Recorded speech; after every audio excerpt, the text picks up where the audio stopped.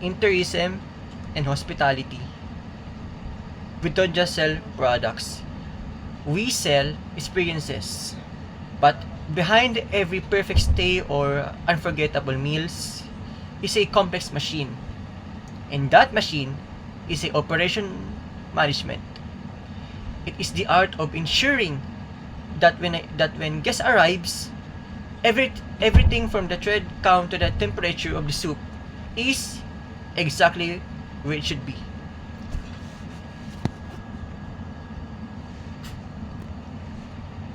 Unlike a factory, our inventory is perishable.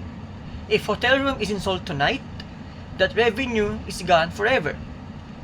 This makes capacity and demand management our first big factor. We use data to forecast when travelers will arrive, adjusting our pricing and staffing in a real time to match the peaks and valleys of the season.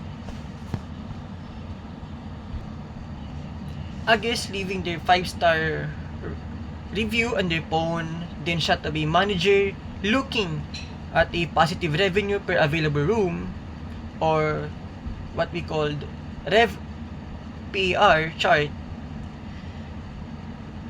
When operations run smoothly, we achieve the ultimate goal, which is guests.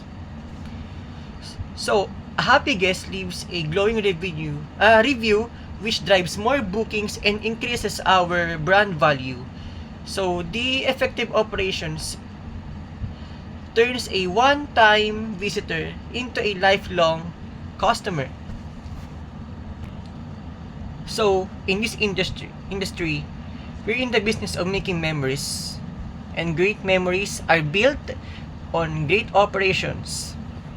So, to that, operations management is the heartbeat of the tourism and hospitality world.